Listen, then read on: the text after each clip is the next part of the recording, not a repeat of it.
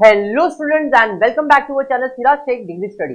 आज के लेक्चर के अंदर हम कवर करने वाले नया टॉपिक जिसका नाम है प्रॉफिट प्रायर इनकॉर्पोरेशन। इस टॉपिक में पहले तो हम थोड़ा सा इंट्रोडक्शन देखेंगे, क्या करना है और बेसिक सा सम स्टार्ट करेंगे। देखते हैं आज के लेक्चर में क्या सीखने मिलता है।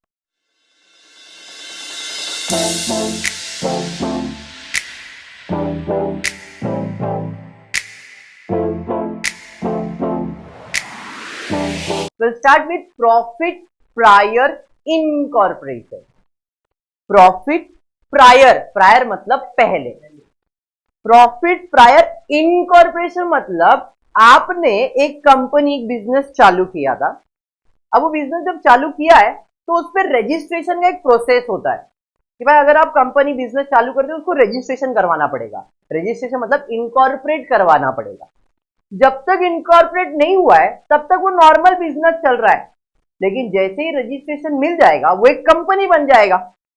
तो आपको इस क्वेश्चन में फॉर एग्जांपल भाई मैंने मेरा बिजनेस अप्रैल में चालू कर दिया और रजिस्ट्रेशन के लिए अप्लाई कर दिया है, तो जब तक रजिस्ट्रेशन नहीं मिलता है तब तक जो प्रॉफिट आप कमाने वाले हो रजिस्ट्रेशन के पहले उसे कहते हैं प्रॉफिट प्रायर इनकॉर्पोरेशन। बात समझा? और जैसे ही रजिस्ट्रेशन मिल जाएगा अब वो कंपनी जॉइंट स्टॉक कंपनी या बड़ा कंपनी बन जाता है। पहले अगर सोल ट्रेडिंग था तो वो क्या बन जाएगा, जॉइंट स्टॉक कंपनी की रजिस्ट्रेशन आ चुका है उसके ऊपर। बात समझा? जब रजिस्ट्रेशन आ गया तो उधर profit and loss account, debentures, interest, ये सारी चीजें आएगी। लेकिन अगर सिंगल पर्सन है तो उसको डिबेंचर वगैरह इशू करने की जरूरत है क्या, कैपिटल इशू करने की जरूरत है क्या? नहीं। क्यों? क्योंकि सिंगल पर्सन था। सोल ट्रेडर कभी शेयर इशू करता है क्या मार्केट में? नहीं। लेकिन कंपनी मार्केट में शेयर इशू करती है, बराबर है। और कंपनी इशू कब कर सकती है? जब रजिस्ट्रेशन होगा। तो इस क्वेश्चन में आपने क्या करने का है, कंपनी ने अपना प्रॉफिट एंड लॉस अकाउंट आपको बना के दिया रहेगा, बराबर है। प्रॉफिट एंड लॉस अकाउंट बना के दिया, आपने उसको वर्टिकल स्टेटमेंट में प्रेजेंट करना है। वर्टिकल इनकम स्टेटमेंट यहाँ पे दिख रहा है। इधर आपने देखा रहेगा मैंने कॉलम में एक टोटल का कॉलम बनाया, बेसिस यानी कि किस बेसिस पे चीजों को डिवाइड करना है प्री और पोस्ट में। जो भी एक्सपेंसेस, जो भी इनकम दिया है, प्री में कितना आएगा, पोस्ट में कितना आएगा, सिर्फ यही करना है आपको। ऑलरेडी क्वेश्चन ही जो दिया है वही आपका आंसर है, क्वेश्चन ही आपका आंसर है। खाली इतना है कि क्वेश्चन में सिर्फ टोटल का कॉलम दिया है, आपने वो क्या करना है, उसको डिवाइड करना है, प्रॉपर डिवीजन करना है प्री और पोस्ट के अंदर। कुछ एक्सपेंसेस होंगे जो सिर्फ प्री में आएंगे, कुछ एक्सपेंसेस होंगे जो सिर्फ पोस्ट में आएंगे, और कुछ एक्सपेंसेस होंगे जो प्री और पोस्ट दोनों में आएंगे। तो धीरे धीरे जैसे जैसे टॉपिक आप करोगे तब आपको रियलाइज होगा ये एक्सपेंस खाली प्री में जाएगा, ये एक्सपेंस खाली पोस्ट में आएगा, ये एक्सपेंसेस दोनों में जाएगा, ये रेशियो में इसको डिवाइड किया जाता है। क्लियर? इस टॉपिक में हम लोग यही सीखने वाले। देखते हैं क्वेश्चन क्या दिया। XYZ Limited was incorporated on 1st July 2016 to acquire the business from 1st April 2016. It commenced the business on 1st August 2016. Its profit and loss account for the year ended 31st March 2017 is given to you. Year end क्या है? 31st March। तो जब साल खत्म होगा मार्च में तो चालू कब होगा? अप्रैल में। तो अप्रैल, मई, जून, जुलाई, अगस्त, सितंबर, अक्टूबर, नवंबर, दिसंबर, जैन, फेब, मार्च। मार्च तक ही आएगा क्योंकि साल मार्च में खत्म होगा। तो ये आपने लिखा क्यों? इससे बेसिक एक रेशियो तो फाइंड करना है जिसे कहते हैं टाइम रेशियो। पहला रेशियो जो हमको इसमें काम आने वाला है वो है टाइम रेशियो। टाइम रेशियो मतलब प्री में कितना टाइम था, पोस्ट में कितना टाइम था। तो पहले लाइन पे वहां पे दिया है XYZ limited was incorporated on 1st July. 1st जुलाई को उसने इनकॉर्पोरेशन ले लिया।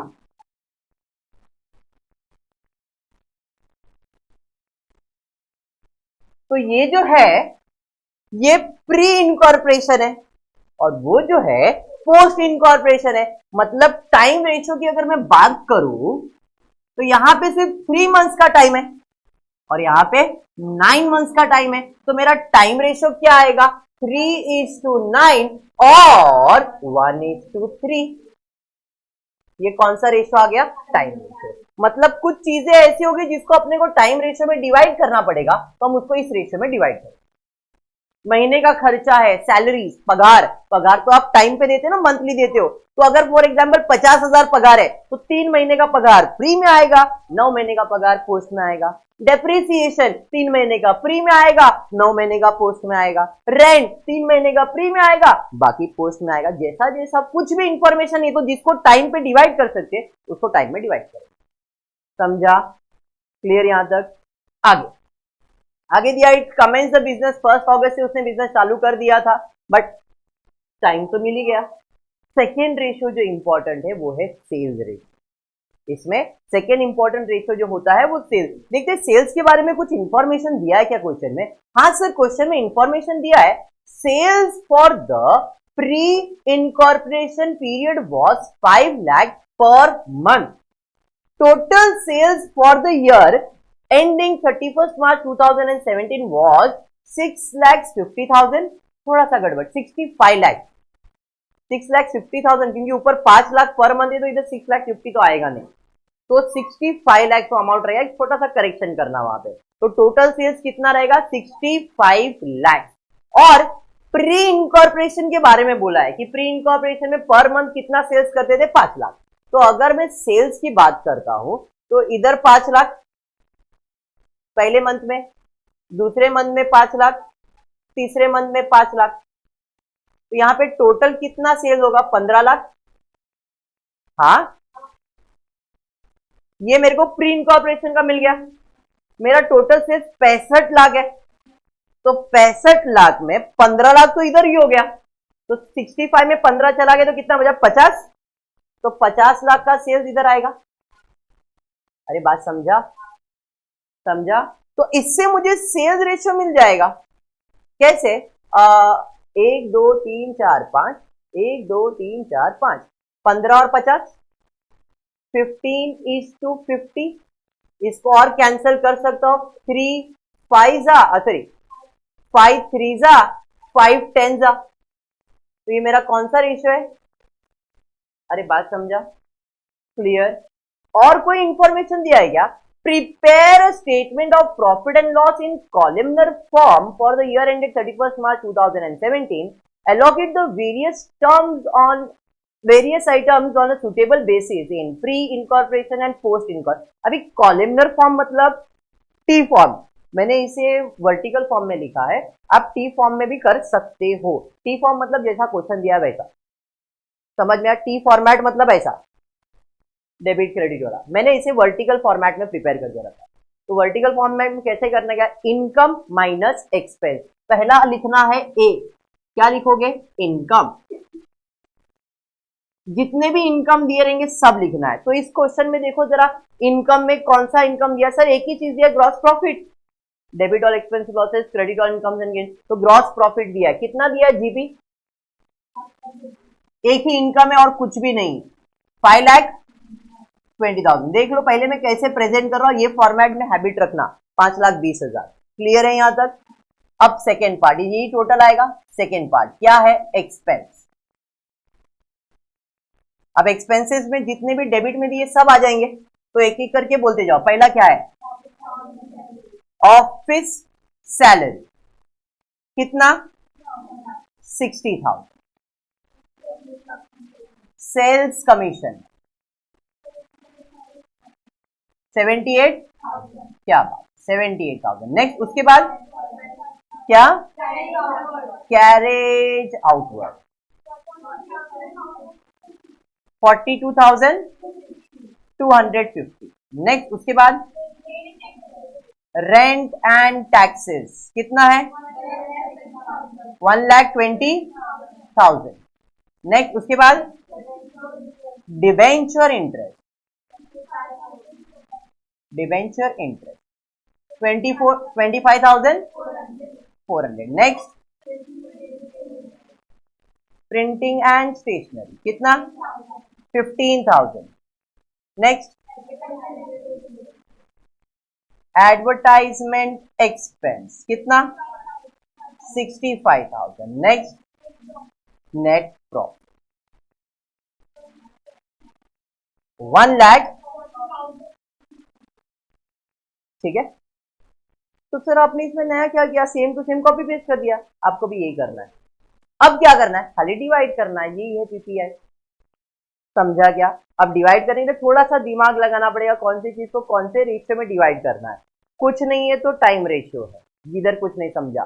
तो अब GP gross profit, sir profit तो बेचने पे आता है, सामान बेचोगे तो प्रॉफिट आएगा, तो ग्रॉस प्रॉफिट को कौन से रेशियो में डिवाइड करेंगे? अरे बात समझा? आपके पास सेल्स रेशियो है 3:10, तो 5,20,000 को 3:10 मतलब टोटल 13 से डिवाइड करो, फाइनल बताओ कितना आ रहा है? कितना आ रहा है?